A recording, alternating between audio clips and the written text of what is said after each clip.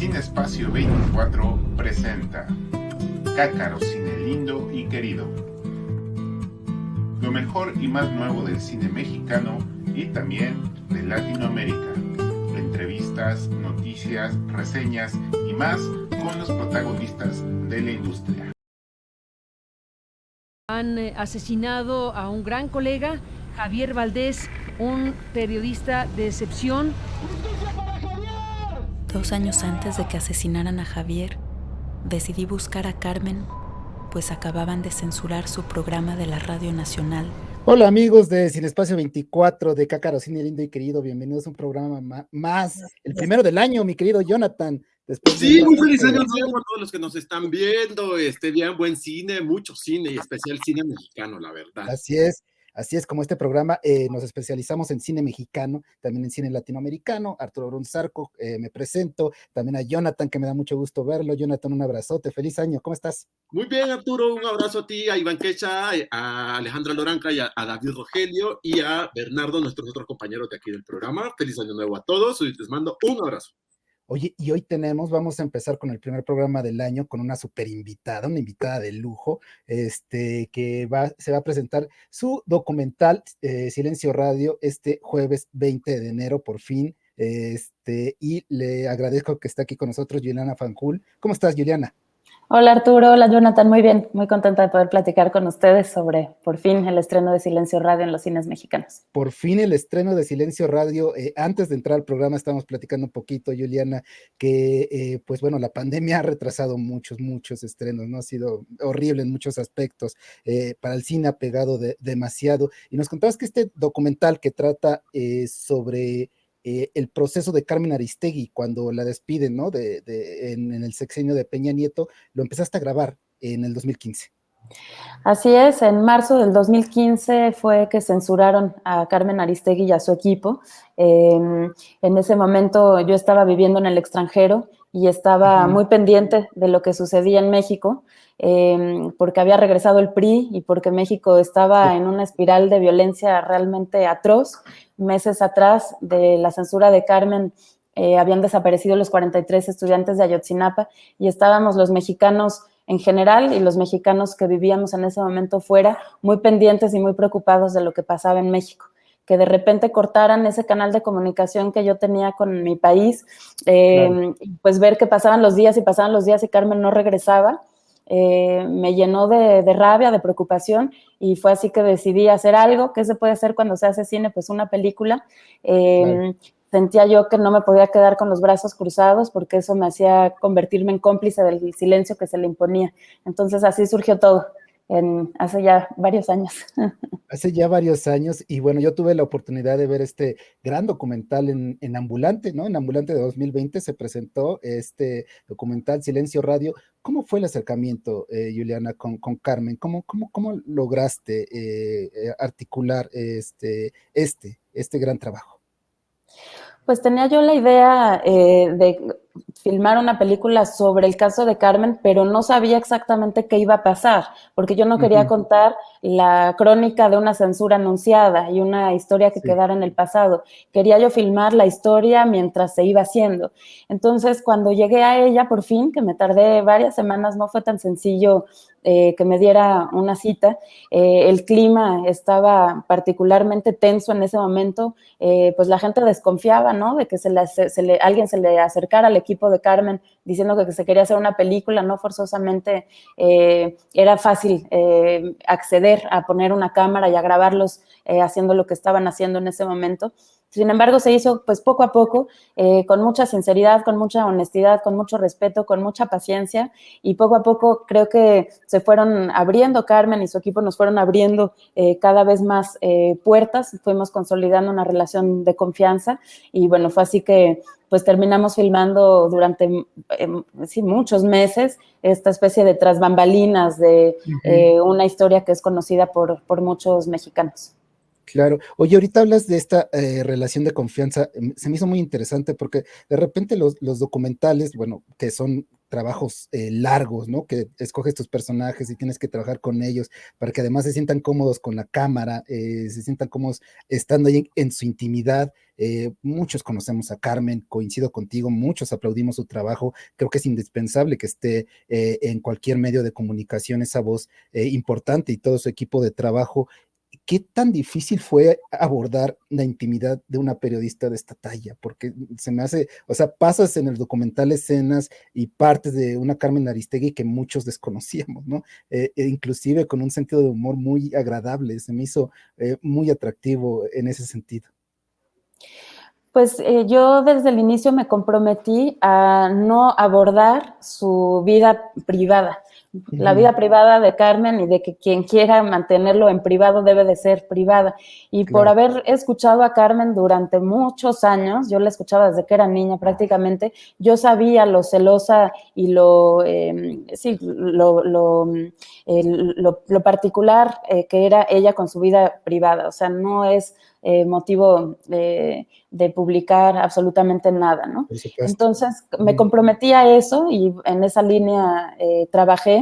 Sin embargo, por supuesto que se antoja, como cualquier documentalista, pues un poco más, ¿no? De ese personaje mediático que ya todos conocíamos. Entonces, bueno, fue el tiempo, estar ahí, filmar lo que de repente nos dio esos momentos en donde hay pinceladas que dibujan a un personaje humano, que era lo que yo buscaba sin duda hacer, sin transgreder eso a lo que yo me había comprometido, pero tratar de encontrar a la mujer detrás del personaje mediático y de la profesión de periodista.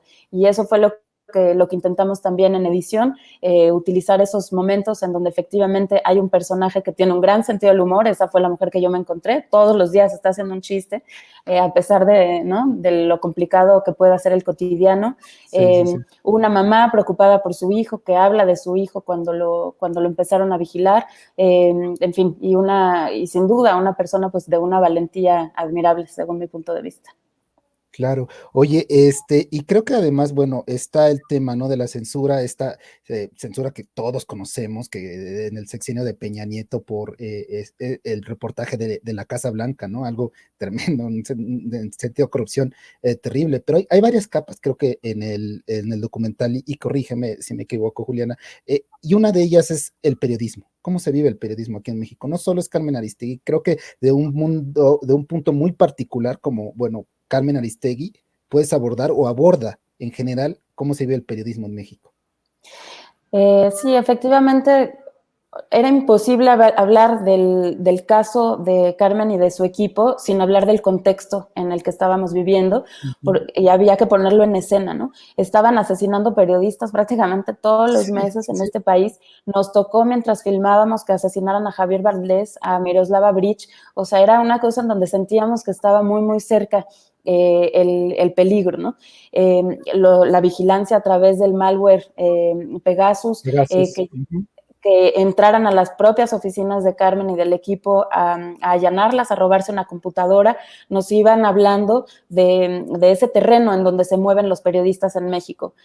Hace años que México está en los focos rojos, siendo de los países más peligrosos del mundo para los periodistas. Tan solo el 2021 cerramos siendo el segundo lugar después de Afganistán.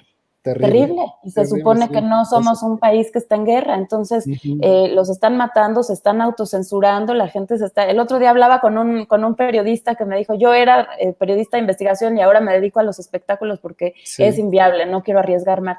Entonces gente de calidad inmensa, necesarios para la democracia de un país, pues están siendo asesinados, acallados, apartados, y era indispensable para hablar de la historia de censura de Carmen, hablar de ese contexto y hacerles de alguna forma un homenaje también y hacer un llamado a lo grave de la situación.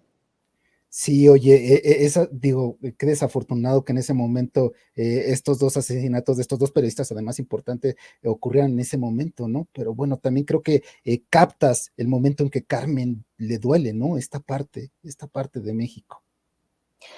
Sí, ese asesinato de Javier Valdés yo creo que le pegó a muchos periodistas de forma particular, no que los demás no, pero había algo, y esa es mi interpretación, en donde pensábamos que la popularidad de un periodista lo protegía. Y Javier Valdés rompió, o sea, el caso de Javier Valdés rompió por completo con esa hipótesis porque Javier era un periodista conocido aquí y en los circuitos internacionales. Era un periodista que había recibido los grandes premios de periodismo a nivel internacional, que trabajaba para agencias internacionales, entonces que lo asesinaran así, por supuesto que le heló la sangre a la mayor parte del gremio, porque de alguna forma era como si, en el caso de Carmen, yo lo sentía así, era como que el peligro se acercaba. Jonathan Nolasco, te doy un poco la palabra, creo que la estoy secuestrando un poquito, Jonathan. No te preocupes. Pero estaba disfrutando de escuchar esta plática entre ustedes dos ahí, porque esa de la censura de los periodistas creo que se está viviendo en muchos países, especialmente en América Latina. El asesinato a periodistas que se está dando actualmente en Guatemala, bueno, se viene dando desde hace unos años. Y justamente lo que estaba diciendo Juliana del software Pegasus, porque yo soy salvadoreño, que ahorita en El Salvador, cómo se está dando mucho el espionaje a periodistas, especialmente a todos los periodistas y periódicos y noticiarios que están en contra de la oposición del gobierno de Nayib Bukele. Y uno de estos, periódicos que más lo ha denunciado y que ha expulsado periodistas del Salvador, periodistas extranjeros que estaban en El Salvador, ha sido el periódico digital El Faro. Y justamente ayer estaba leyendo unos tweets del software Pegasus, que fueron alrededor de 18 meses espiados a algunos periodistas, y me parece algo muy fuerte. Y en qué momento, quizás la pandemia lo retrasó, pero qué momento más justo para muchos periodistas de Latinoamérica Latina, de América Latina, que esté saliendo en estos momentos a los cines el documental. Sí, efectivamente el tema de Pegasus ha sonado internacionalmente, en América Latina sin duda, pero en Europa también. O sea, resulta que hay una cantidad de gobiernos y de personalidades, en fin, que están siendo espiadas con este malware, del que se empezó a conocer más o menos por las fechas de la censura, que es cuando estuvimos filmando. Entonces, bueno, nosotros estuvimos, decía yo, reteniendo la película porque la situación de los cines en México no se había normalizado por causa de la pandemia, y bueno, y ahora salimos así, pues sí, ojalá que resuene o sea, una historia que filmamos en el sexenio pasado, pero que resuene en el presente con la vigencia que tiene el tema o las temáticas que aborda la película, el ataque a los periodistas, pero efectivamente lo perverso de un malware como Pegasus para muchos otros países también. Sí, y Juliana, la primera vez que te encontraste ya con Carmen Aristegui, ¿cómo fue ese primer encuentro? Bueno, pues yo dejé una carta en algún momento que le fue entregada por una persona que trabajaba con ella, y semanas después recibí un correo que decía, Carmen acepta que hagas el documental y dice que qué puede hacer por ti. Y yo dije, que me dé una cita, por favor. Entonces finalmente accedió a darme una cita. Nos encontramos en la Ciudad de México, en la Alameda. Ella venía saliendo de una conferencia de prensa y me llamó la atención que salimos del hotel en donde había dado la conferencia de prensa y estuvimos caminando en la Alameda y nos sentamos prácticamente en una banqueta a platicar. Me contó todo el caso, me actualizó sobre el proceso judicial que estaba llevando en ese momento, y saliendo de ahí se tomó un taxi y se fue a seguir trabajando a su casa, no sé, pero me llamó la atención lo vulnerable que aparecía ante mis ojos, ¿no? No había un chofer, no había un guardaespaldas, no había una camioneta blindada, no había un cuerpo de seguridad. Estaba ella con su teléfono pidiendo un taxi de una aplicación, y eso sin duda que me cautivó, porque decía yo, pues, ¿no? ¿A qué le estamos jugando si no está la cosa sencilla? Ese fue el primer encuentro, y luego yo insistí para tener otro y uno más y otra vez, y tratando de no ser demasiado pesada, pero cada vez volver a insistir, porque lo que yo pretendía era estarla filmando pues el mayor tiempo posible, ¿no? Todo se pudo haber resumido quizás a tener una hora de entrevista y hacer con ese material algo, pero yo quería de nuevo filmar cómo iban a dar esa batalla que ella había anunciado, cómo filmar todas las etapas hasta que volviera al aire. Oye, está buenísimo todo lo que nos estás contando, digo, este trabajo que haces, este trabajo que creo que se va a quedar en la historia de lo que es el periodismo en México. ¿Cómo sientes? Digo, se grabó en el 2015, se presentó, me parece, en varios festivales, en Ambulante les digo que en el 2020. ¿Cómo sientes que ha envejecido? Digo, es muy reciente, pero ¿cómo ven las cosas ahorita? Digo, para Carmen y para el periodismo general. ya con un nuevo gobierno que es de izquierda, o bueno, dice que es de izquierda, no lo sé, ya se verá en unos años los análisis que se hagan, pero ¿cómo ves, Juliana? ¿Cómo están las cosas? ¿Cómo ves desde ese momento que grabaste y veías a Carmen Aristegui poner sus nuevas oficinas con su dinero y sacar su medio de comunicación? ¿Cómo lo ves? ¿Cómo sientes que ha cambiado? Bueno, que sí ha cambiado el ataque contra los periodistas por el cambio de gobierno, pues desafortunadamente no, y las cifras lo demuestran, ¿no? Creo que la relación del gobierno actual con los medios de comunicación es distinta a la que tenían los diferentes gobiernos priistas. No forzosamente hoy es tampoco demasiado saludable lo que ocurre en esas discusiones entre las mañaneras y citar con nombre y apellido a un periodista o a un medio y calificarlo, descalificarlo. Sí. Está provocando una polarización que creo que es sumamente nociva para la sociedad, porque nosotros mismos estamos subiéndonos a ese nivel de discusión y atiborrando las redes de un nivel de violencia en nuestros diálogos que me parece que es profundamente nocivo para nosotros mismos. Entonces, en ese sentido, siento que desafortunadamente no han mejorado las cosas, han cambiado, pero siento que todavía tenemos un enorme trabajo que hacer, sobre todo en cuanto a la protección de los periodistas.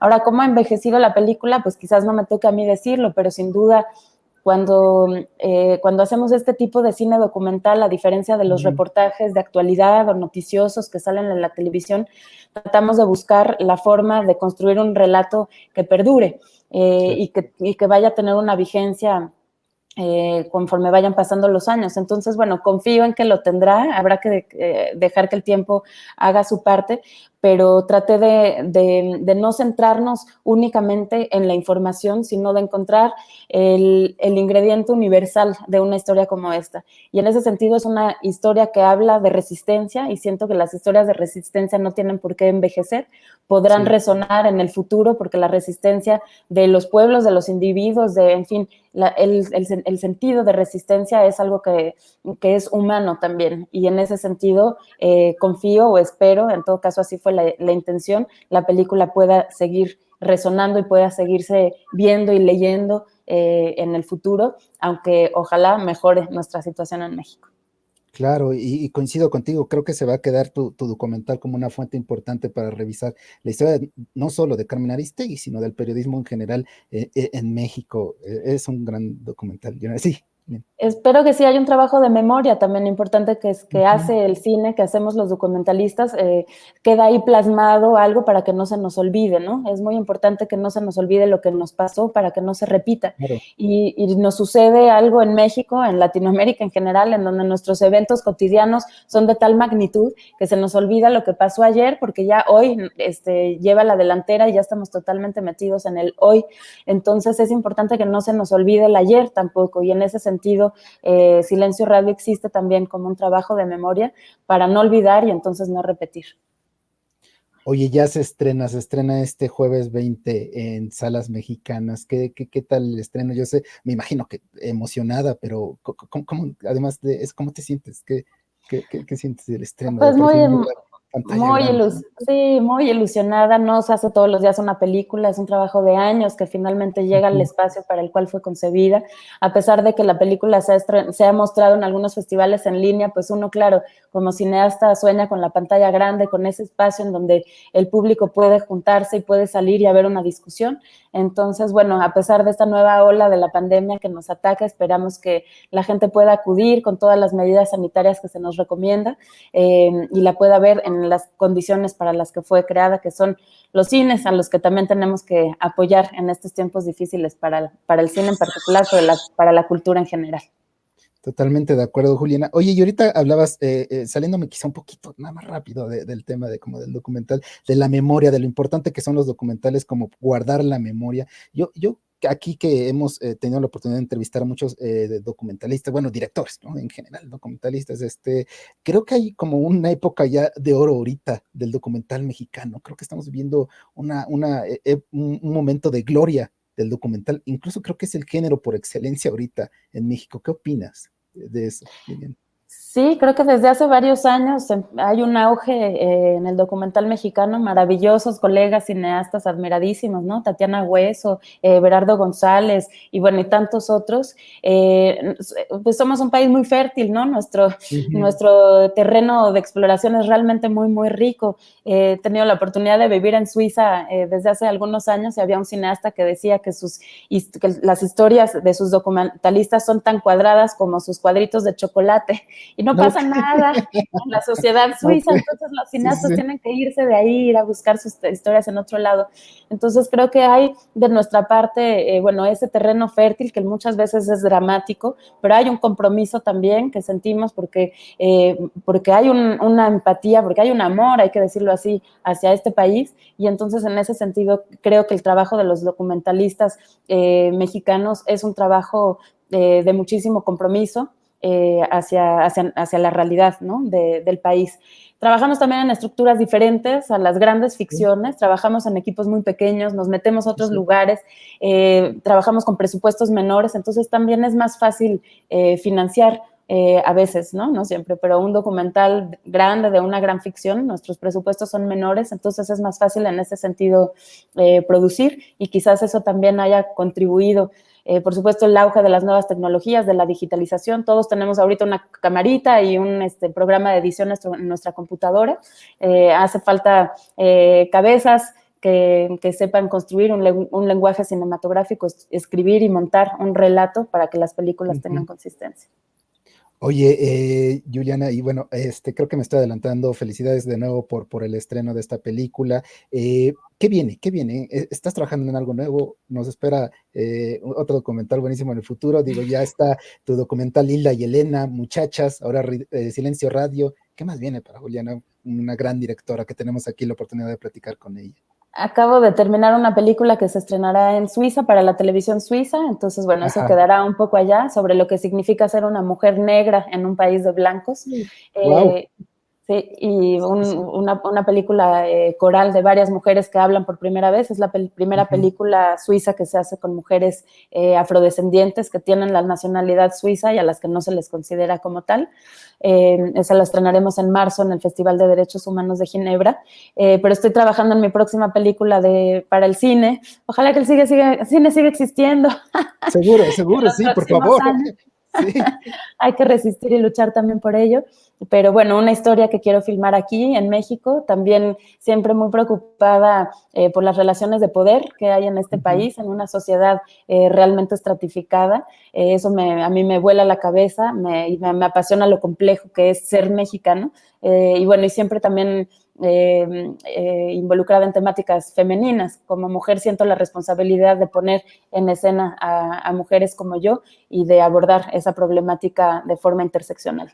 Entonces, por ahí va, esos ingredientes, México y mujeres nuevamente. Oye, está buenísimo. Y más en un país como México, ¿no? Donde, bueno, los feminicidios y la misoginia está terrible también. Es otro tema que aquí, bueno, ya es una pandemia, ¿no? Sí, que hay que ocuparse, y creo que los documentalistas como tú y abordar estos temas, pues creo que es necesario. Jonathan, no sé si tengas otra pregunta, mi querida. Sí, bueno, Juliana, ¿dónde podemos ver tu trabajo previo? ¿Está en alguna plataforma? ¿Se puede rentar, ver?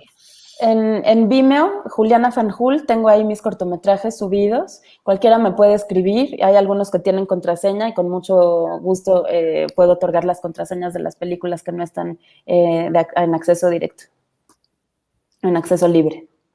Perfecto, pues ahí lo estaremos viendo. Silencio Radio, para todos los que nos están viendo, se estrena este jueves 20 de enero, este documental sobre la censura que sufrió Carmen Aristegui en el sexenio de Peña Nieto. Un gran documental, en serio, vayan a verla. No solo es, creo que la historia de Carmen Aristegui, es la historia del periodismo en general y lo que estamos, como bien decía Juliana, viviendo todavía con el gremio periodístico en este país. Juliana, muchas felicidades, ha sido un honor platicar contigo, conocer y pues nada, muchas felicidades, gran trabajo y ojalá ya pronto veamos más trabajos tuyos. Estamos Muchísimas muy emocionados. Gracias. El honor es mío, mil gracias por la oportunidad. @Silencio Radio en Instagram, en Twitter y en Facebook, ahí se va a estar publicando las sedes, los cines, las ciudades del país en donde la vamos a estar proyectando. Ojalá que nos acompañen. Vayan a verla, 20 de enero, otra vez, 20 de enero llega Silencio Radio a cines. Juliana Fanjul estuvo aquí en Cácaro Cine Lindo y Querido, yo soy Arturo Brunzarco, Jonathan Donasco, muchas gracias Juliana, un abrazo. Y, Gracias a bueno, ustedes, feliz buen año. día.